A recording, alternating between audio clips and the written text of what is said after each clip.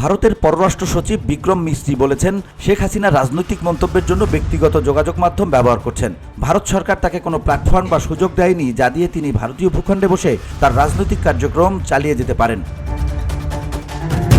তৃতীয় কোনো দেশে হস্তক্ষেপ এড়াতে এটি ভারতের ঐতিহ্যগত চর্চা। সম্প্রতি বাংলাদেশ সফর করেছেন ভারতের পররাষ্ট্র সচিব বিক্রম মিশ্রি।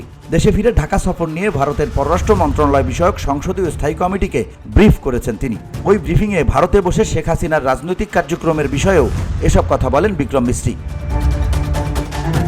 বৃহস্পতিবার ভারতীয় সংবাদ মাধ্যম দ্য হিন্দুর এক প্রতিবেদনে এ তথ্য জানানো হয়। ব্রিফিংয়ে বিক্রম মিশ্রি জানান, শেখ হাসিনার বাংলাদেশের অন্তর্বর্তী সরকারের সমালোচনাকে ভারত সমর্থন করে না। দুই দেশের মধ্যকার সম্পর্কের মধ্যে এটি একটি ছোট প্রতিবন্ধক হিসেবে রয়েছে। তিনি বলেন, বাংলাদেশের সঙ্গে ভারতের সম্পর্ক কোনো একক রাজনৈতিক দল বা সরকারের সঙ্গে সীমাবদ্ধ নয়। বাংলাদেশের জনগণের স্বার্থকে অগ্রাধিকার দিয়ে সম্পর্কের বিষয়টি বিবেচনা করে ভারত। এর আগে ভারতের সংবাদ মাধ্যম ইন্ডিয়ান এক্সপ্রেস জানায়, নয়াদিল্লির সংসদ ভবনের এনএক্স বিল্ডিংয়ে 2.5 ঘন্টারও বেশি সময় ধরে এই ব্রিফিং চলে। এতে দেশটির 21 থেকে 22 জন সংসদ সদস্য উপস্থিত ছিলেন। প্রতিবেদনে বলা হয়েছে, ব্রিফিংয়ের সময় পররাষ্ট্র সচিব বিক্রম মিশ্রির কাছে ভারতের কয়েকজন সংসদ সদস্য জানতে চেয়েছেন শেখ হাসিনা কোন মর্যাদায় ভারতে অবস্থান করছেন। এ সময় উপস্থিত সংসদ সদস্যরা প্রশ্নবাণে জর্জরিত করেছেন বিক্রম মিশ্রিকে।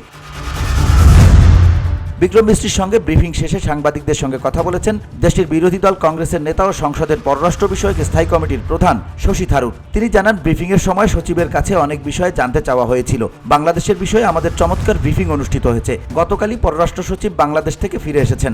সফরের বিষয়ে তিনি আমাদের একেবারে পুঙ্খানুপুঙ্খ ব্রিফ করেছেন, কিন্তু আমি এই বিষয়ে বিস্তারিত বলতে পারবো না।